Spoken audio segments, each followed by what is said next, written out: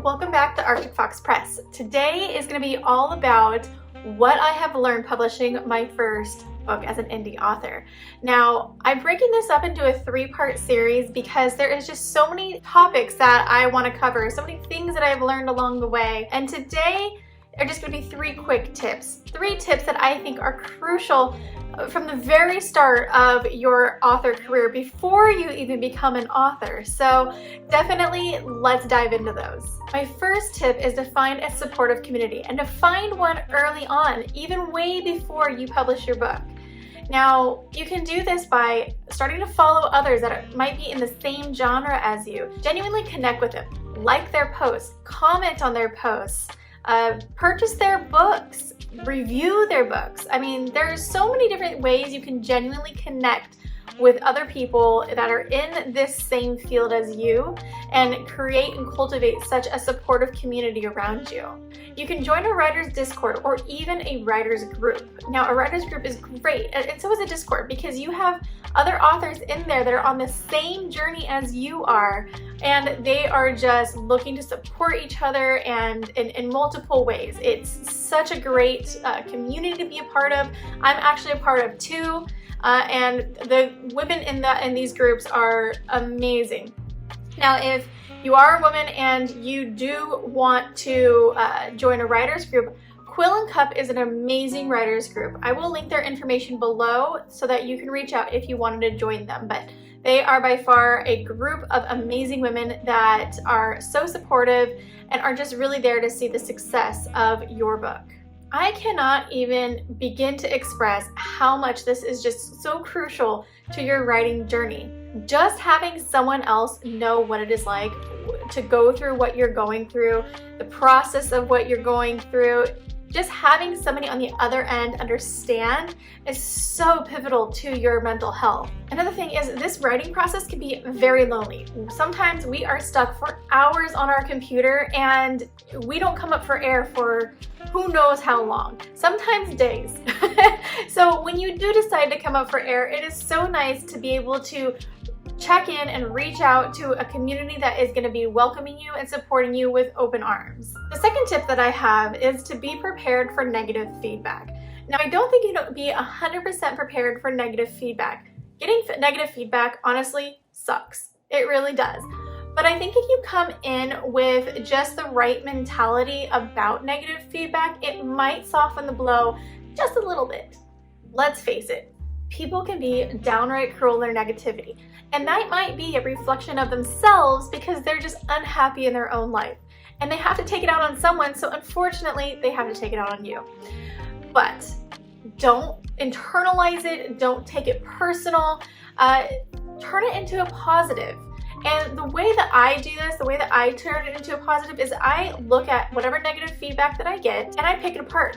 I make it work for me. Because if there's something that is within that negative feedback, if that might be true, I look at, okay, well, how can I apply that to my next work? You know, what can I do to apply that and make my writing better? As writers, we are always improving, and there's always room for improvement. I always say just apply what could be constructive criticism in a negative feedback so that it can make you better. And honestly, if they're just being negative for negativity's sake, you don't need to worry about that anyways. Just brush it to the side and move forward, because honestly, you could only get better from here, and you're not going to please everybody with your work. Unfortunately, I wish you were, I wish I was, but our books aren't for everybody, and that's okay. You know, people will love or hate your work, and that's just to be expected in a creative field. While it can majorly bruise our fragile egos, it is just extremely important not to dwell there. My personal motto is, I write for the people who will love my work, not for the people who won't.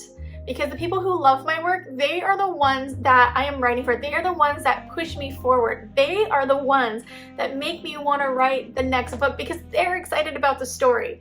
And so that book's for them, not for them. You know what I mean? So write for the people who are going to love your story, and honestly, do good by the people who really, really do enjoy your work. Number 3 is be supportive of others' work. Now, I do believe that this could have probably gone under the first tip, but I feel like this topic or this tip is so important that it really needed its own moment to shine. And here's why. We are not in competition with other authors.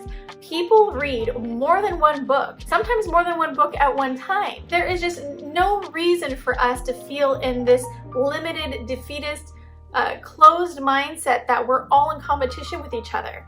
So, go ahead and review that indie author or that newly published author's work. Purchase their book, ARC read for them. Like, comment, share their work on your stories or on your Instagram feeds if you have Instagram, on your TikToks. Just share their work. There is nothing wrong and nothing negative that you can get out of supporting another author. By being supportive of another author's work, that just goes into cultivating a relationship that will help you build your supportive community. If you're supportive of another person's work, they're going to be supportive of you in return. The more you genuinely care about other people and their work and what they have to offer, the more that they're going to care about yours as well. It comes full circle. That's how relationships work, and this is no different. Okay, so let's recap. Tip number 1, find a supportive community that will understand your struggles and your journey. Tip number 2 is be prepared for negative feedback, but don't internalize it and don't let it derail you. And tip number 3 is to be supportive of others' work, because we are not in competition with each other. And to find and build a supportive community, we first need to be supportive ourselves. All right, that's all I have for you guys today. Stay tuned for next week, where I'm going to be posting part number 2 of this 3-part series. And I look forward to sharing that with you guys, because the next 3 tips are going to be very helpful, at least in my opinion. So give this video a thumbs up if you liked it.